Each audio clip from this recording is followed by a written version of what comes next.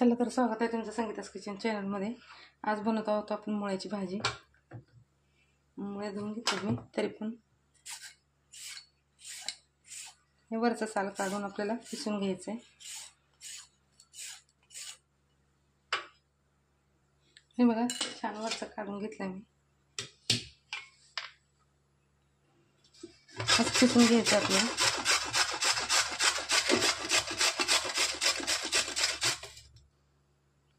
हे बघा आपलं किसून झालेलं आहे। हे स्वच्छ धुवून घेणार आहे।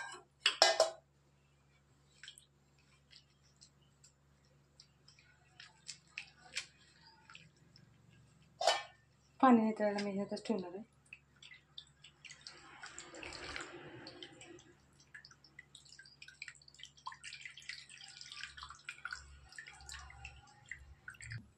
हे बघा मिरच्या भाजून घेणार आहे। हे बघा आपल्या मिरच्या भाजून झाल्या। आता मग काढून मिक्सरमध्ये वाटून घेणार आहे। आता टाकत आहोत आपण मुळा, त्यातलं पाणी पिळून घेतलं मी।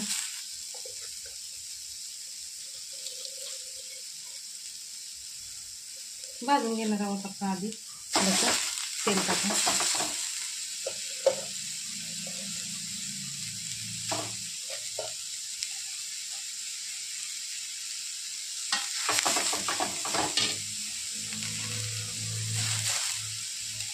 हे बघा एवढं पाणी निघालं।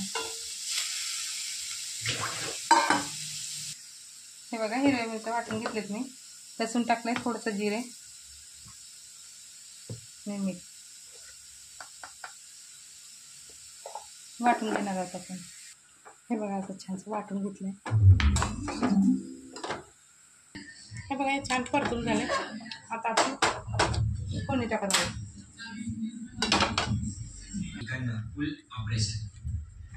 कढई गरम झाली, आता टाकत आहोत आपण 2 पळ्या तेल, थोडंसं जिरे, आता टाकत आहोत कढीपत्ता, लसूण, कांदा, 1 कांदा टाकला। कांदा थोडंसं लाल झालंय, आता टाकत आहोत आपण हिरव्या मिरची ठेचा। आम्हाला जरा जास्त तिखट लागतं त्यामुळे थोडं कोथिंबीर छान करतं।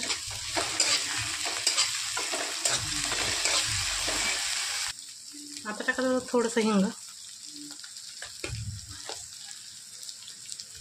मीठ,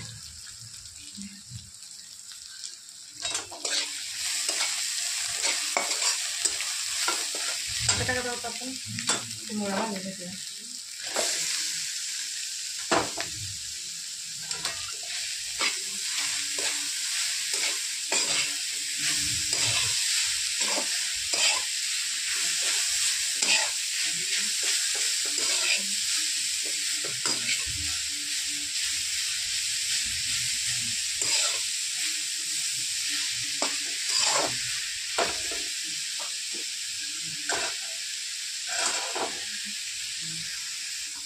आता टाकत आहोत थोडीशी हळद, आणखीन थोडंसं मीठ, मागाशी थोडंसं टाकले।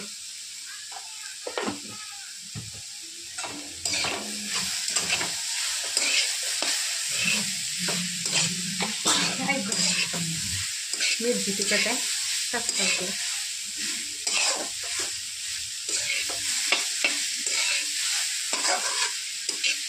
त्याच्यात टाकत आहोत आपण शेंगदाण्याचं कूट, ज्वारीची भाकर आणि खूप भारी लागतं। आता टाकत आहोत आपण शेंगदाण्याचं कूट।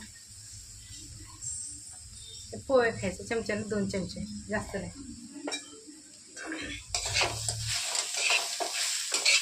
छान मिक्स करायचं आणि पाणी नाही टाकायचं अजिबात, वाफेवरच करायचं याला। 5-10 मिनटं वाफेवर भाजी रेडी झाली आपली।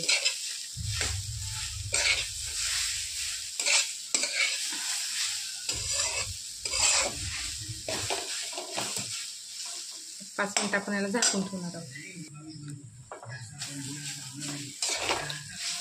5 मिनिट आपण झाकून ठेवणार आहोत, भाजी होईल रेडी। बघा आपली भाजी बनवून रेडी आहे.